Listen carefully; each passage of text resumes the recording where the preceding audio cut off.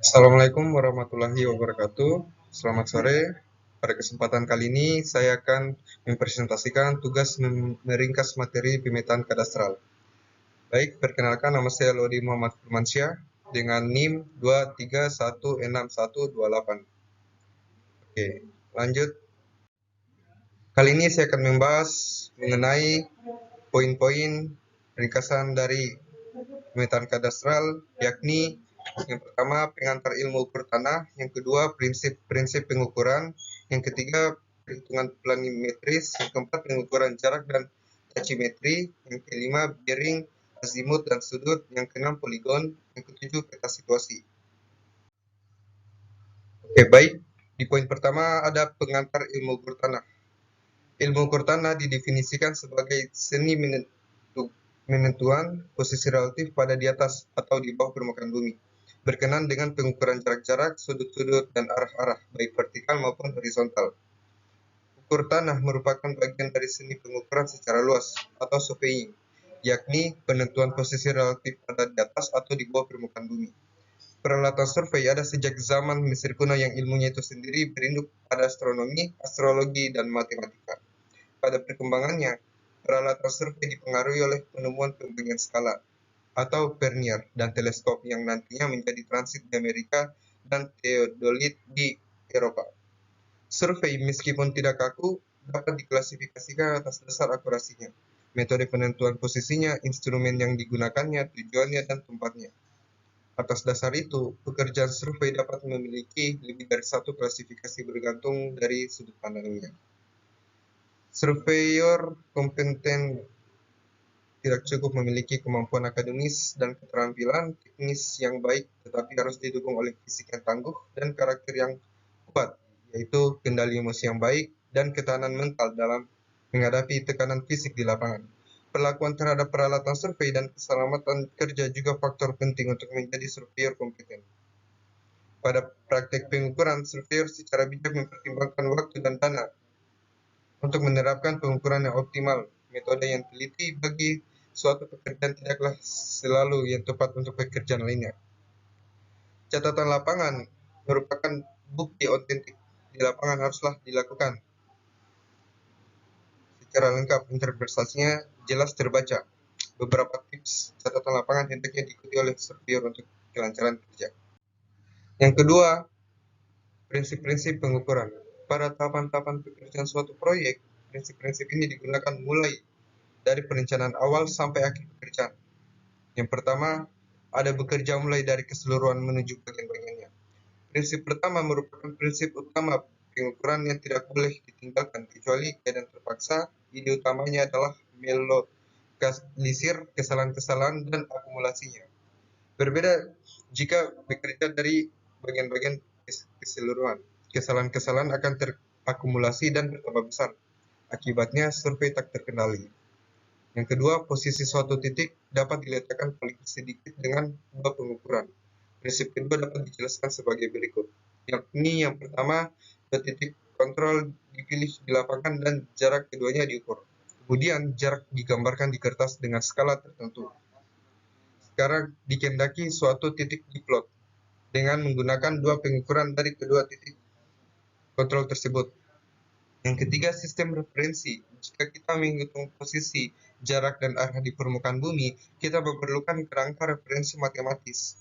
Kerangka referensi yang paling cocok adalah ellipsoid offset, karena mempunyai bentuk relatif sederhana dan pada tingkat tertentu mendekati bentuk geoid. Umumnya, pengukuran menggunakan instrumen yang dilevelkan dengan bantuan gelembung nifo. Karena itu, pengukuran-pengukuran itu dibuat relatif terhadap geoid. Sebelum digunakan untuk keperluan hitungan, hasil-hasil ukuran itu harus dikoreksi perbedaan-perbedaannya akibat geoid dan ellipsoid referensi. Yang ketiga, ada perhitungan planimetris, yakni yang pertama jarak. Pengukuran menghasilkan jarak-jarak baik secara langsung maupun tidak langsung. Jarak langsung diperoleh dengan pengukuran tarikan meteran antara titik dengan titik lainnya. Jarak tidak langsung diperoleh dengan perhitungan hasil-hasil ukuran besar di lapangan, misalnya pada survei tachymetry.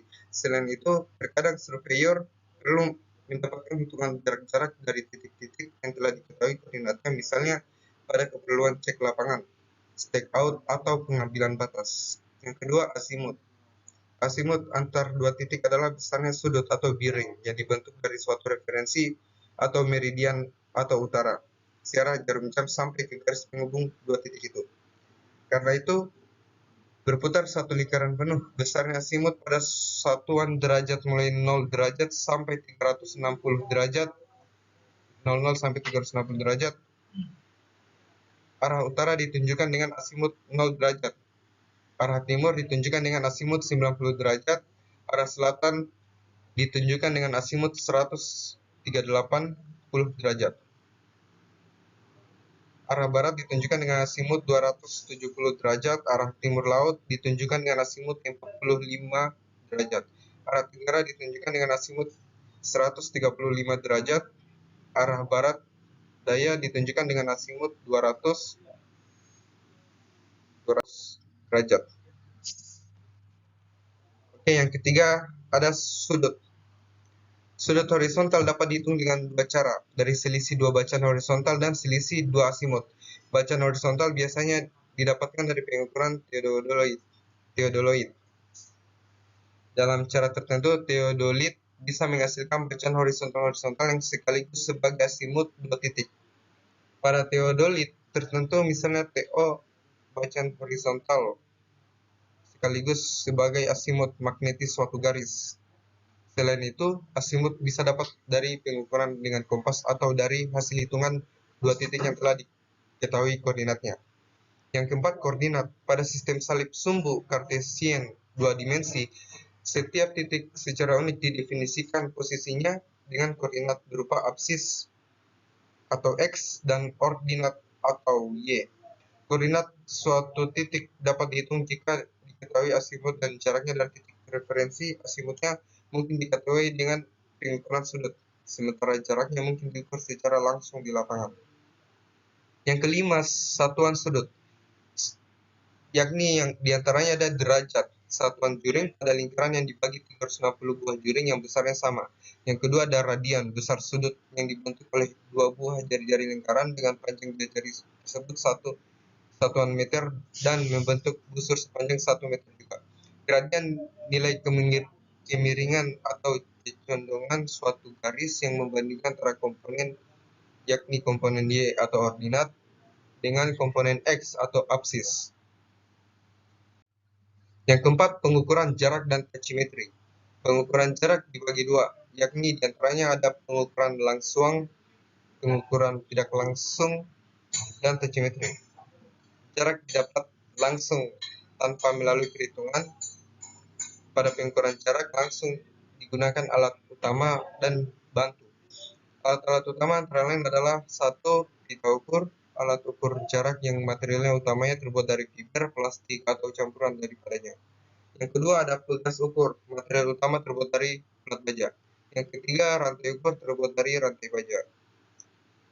Dan yang kedua pengukuran tidak langsung. Pada pengukuran jarak langsung, di mana jaraknya tidak dapat diukur dengan satu kali bentangan pita ukur, maka pelaksananya terdiri dari pelurusan, yakni menentukan titik-titik antara sehingga terletak pada suatu garis lurus, terletak pada bidang vertikal. Yang kedua, pengukuran jarak. Dan yang ketiga, tachymetry. Pengukuran tachymetry menghasilkan posisi detail X, Y, dan Z secara optis. Data yang diperoleh dari pengukuran adalah bacaan benang rambu, bacaan vertikal, bacaan horizontal, dan ketinggian alat. Dan yang kelima, bearing, azimut, dan sudut. Bearing dan azimut dikatakan bahwa arah menjadi bearing jika dihubungkan dengan beberapa origin. Dengan kata lain, jika skala 0 arah tersebut dihubungkan dengan utara atau north atau datum-datum lain yang diambil sebagai origin. Origin ini disebut asimut. Asimut diistilahkan untuk dua pemahaman yang berbeda menurut Sheffield tahun 1995. Pertama, sebagai origin dari suatu sistem bearing atau sebagai arah yang dikaitkan dengan utara sebenarnya. Pengertian ini membingungkan, tapi umumnya asimut survei adalah origin untuk bearing tertentu, dan asimut suatu garis adalah bearing sebenarnya dari garis itu. Yang kedua adalah sudut.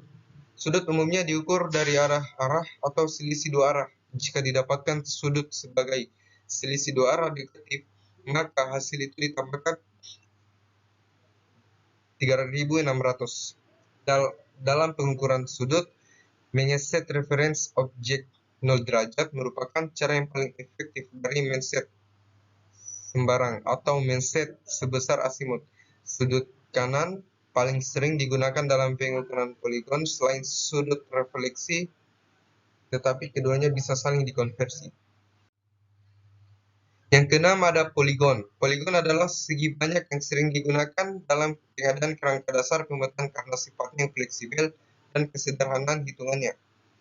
Fleksibel dalam arti bahwa pengukuran poligon dapat mengikuti berbagai bentuk medan pengukuran mulai dari yang paling sederhana misalnya berupa segitiga sampai bentuk kompleks segi dan variasi blok.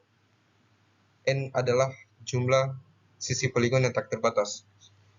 Hitungannya sederhana dalam arti bahwa seorang surveyor dapat menghitung koordinat ukuran poligon hanya dengan menggunakan kalkulator dan pengetahuan matematis dasar setingkat SMU dan sedikit pelatihan. Namun, sering ditemui para juru ukur masih kurang terampil dan merasa sulit dalam perhitungan poligon ini. Padahal berbagai pelatihan-pelatihan terkait telah diikutinya. Pada sebagian buku teks menurut Sheffield 1995, Google 1996, dan Skip et al. 1978 tidak ditemukan istilah poligon. Namun, materi yang serupa dengan penulis-penulis di atas ada dalam pembahasan tentang traverse. Google 1996 menyatakan traverse berarti melintas, yang dalam konteks pengukuran berarti penentuan jarak dan arah garis-garis terangkai yang dibedakan menjadi traverse tertutup dan traverse terbuka. Mirip dengan Google, Sheffield 1995 mendefinisikan traverse sebagai sebuah bentuk geometris yang arah-arah dan jarak-jaraknya telah diukur. Selain sebagai bentuk, ia juga menyatakan traverse sebagai sebuah metode untuk penentuan serangkaian titik-titik dan pengukuran arah dan jarak setiap titik secara beruntun. Yang selanjutnya, titik-titik itu dinamakan stasiun traverse dan sisi-sisinya dinamakan kaki-kaki traverse. Bentuk traverse dibagi menjadi traverse loop berawal dari dan berakhir pada satu titik yang diketahui, traverse yang berawal dan berakhir pada dua titik yang diketahui. Jadi, baik poligon maupun traverse merupakan kedua istilah yang identik. Bentuk poligon adalah bentuk traverse. Metode poligon adalah metode traverse. Pengukuran poligon adalah pengukuran traverse. Atas pertimbangan itu dan penggunaannya oleh praktisi-praktisi di Indonesia, istilah poligon lebih 93 sering digunakan sehingga selanjutnya yang dimaksud poligon sama dengan traverse.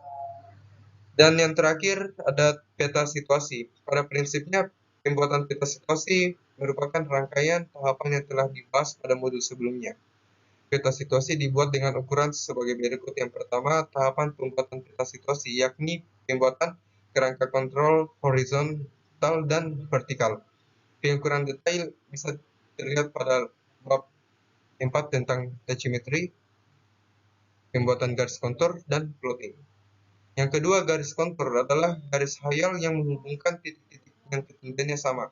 Dan yang ketiga, interpolasi kontur dapat dilakukan secara grafis atau perhitungan dengan bobot jarak. Yang keempat, plotting dilakukan dengan urut sebagai berikut, yakni buat format peta yang telah ditetapkan, plot titik-titik poligon sebagai titik referensi, plot detail jalan, bangunan, selokan, dan lain-lain, dan buat garis kontur atau titik-titik ketinggian. Mungkin itu saja yang bisa saya sampaikan. Bila ada kata yang salah, mohon dimaafkan. Sekian itu dari presentasi saya. Wassalamualaikum warahmatullahi wabarakatuh.